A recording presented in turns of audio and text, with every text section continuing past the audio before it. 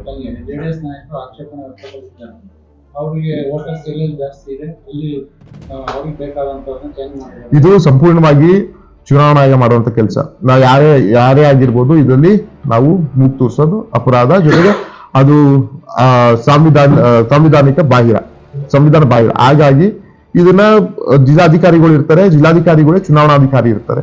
ಹಾಗಾಗಿ ಅವರು ಏನೊಂದು ಮಾಡಿ ಮೊನ್ನೆ ರಾಜ್ಯಪತ್ರನೂ ಆಗಿದೆ. ನಾನು ರಾಜ್ಯಪತ್ರಗಳಲ್ಲಿ ಜಿಲ್ಲೆದೆಲ್ಲ ಸುಮಾರು ನಾನು ನೋಡಿದೆ ಏನೇನಾಗಿದೆ ಅಂತ. ಕಾನೂನಲ್ಲಿ ಏನೇನಿದೆ, ಕಾನೂನು ವ್ಯಾಪ್ತಿಯಲ್ಲಿ ಏನೇನಿದೆ ಅದನ್ನ ಮಾಡಿದ್ದಾರೆ ಅಂತ ನಾನು ಭಾವಿಸ್ತೀನಿ. ಅದೇ ರೀತಿ ಅವರು ಕಾನೂನುಬದ್ಧವಾಗಿ ಮಾಡಿಲ್ಲ ಅಂತ ಹೇಳಿದ್ರೆ ಅವರು ಏನು ಅವ್ರ ಅಹವಾಲುಗಳನ್ನ ಕೊಡ್ಲಿ, ಜಿಲ್ಲಾಧಿಕಾರಿಗಳು ಚರ್ಚಿಸ್ಲಿ. ಆತರ ಏನೋ ಚರ್ಚೆಲಿ ಎಲ್ಲರ ಸಮಸ್ಯೆಗಳಿದ್ರೆ ಕೂತ್ಕೊಂಡು ಚರ್ಚೆ ಮಾಡ್ಬೋದು.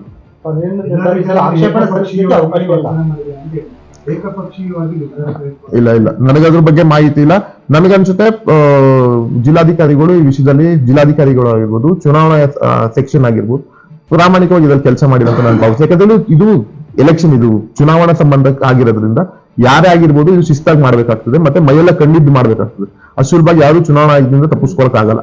ಹಾಗಾಗಿ ಅವ್ರು ಮಾಡಿದ್ದಾರೆ ಅಂತ ಭಾವಿಸಿ ಇವ್ರದ್ದು ಯಾವ್ದೋ ಒಂದು ಏನೋ ಆಗಿಲ್ಲದೆ ಇರೋದಕ್ಕೆ ಸುಮ್ಮನೆ ಬಿಂಬಿಸೋದು, ಜನರಲ್ಲಿ ತಪ್ಪು ಮಾಹಿತಿ ಕೊಡೋದು, ಅದನ್ನೆಲ್ಲ ಕಡಿಮೆ ಮಾಡ್ಬೇಕು ವಿರೋಧ ಪಕ್ಷದವ್ರು.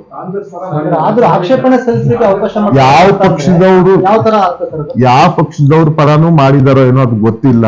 ಯಾರ ಪಕ್ಷದವ್ರ ಪರ ಮಾಡ್ಲಿಕ್ಕೆ, ಇದು ಗ್ರಾಮ ಪಂಚಾಯತಿ ಚುನಾವಣೆ. ಬೇಸಿಕಲಿ ಗ್ರಾಮ ಪಂಚಾಯತ್ ಚುನಾವಣೆ it is of conducted without any symbol. ನಿಮ್ಗೆ ಅದು ಮಾಹಿತಿ ಇರಬೇಕು.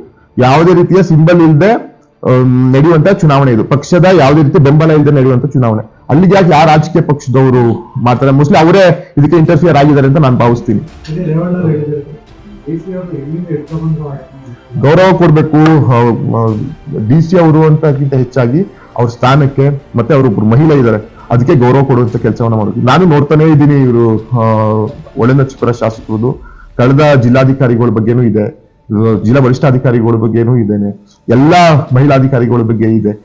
ಇವರು ಮಹಿಳೆಯ ಬಗ್ಗೆ ಗೌರವ ಇಟ್ಟಿದ್ದಾರೆ ಅನ್ನೋದು ನನಗಂತೂ ಗೊತ್ತಿಲ್ಲ. ಯಾಕಂತ ಹೇಳಿದ್ರೆ ಆ ಸ್ಥಾನಕ್ಕೆ ಮತ್ತೆ ಆ ಒಂದು ಅವ್ರಿರುವಂತಹ ಒಂದು ಗೌರವಕ್ಕೆ ಅವರು ಗೌರವ ಕೊಡುವಂತ ಕೆಲಸವನ್ನ ಮಾಡ್ಬೇಕು. ಆ ಕನಿಷ್ಠ ಪಕ್ಷ ಗೌರವ ಕೊಡದೆ ಹೋದ್ರೆ ಅದು ಜನ ನೋಡ್ಬೇಕು, ಜನ ಅರ್ಥ ಮಾಡ್ಕೊಬೇಕು. ಯಾಕಂತ ಹೇಳಿದ್ರೆ ಅವರು ನಾವೆಲ್ಲಾದ್ರೆ ಪ್ರಥಮವಾಗಿ ಸಂಸದರಾಗಿದ್ದೀವಿ, ಅವರು ಹಿರಿಯ ಶಾಸಕರು, ಸಚಿವರು, ಅವ್ರ ಕುಟುಂಬಕ್ಕೆ ಒಂದು ಉತ್ತಮವಾದಂತ ಹಿನ್ನೆಲೆ ಇಲ್ಲುವಂತವ್ರು. ಅವ್ರು ಈ ತರ ಏಕವಚನದಲ್ಲಿ ಮಾತಾಡೋದು, ಒಂದು ಅವರ ವ್ಯಕ್ತಿತ್ವಕ್ಕೆ ಚ್ಯುತಿ ತರುವಂತಹ ವಿಷಯದಲ್ಲಿ ಮಾತಾಡೋದು ಅಸಂಬದ್ಧ. ಜೊತೆಗೆ ಅದನ್ನ ನಾವು ಖಂಡಿಸ್ತೀವಿ.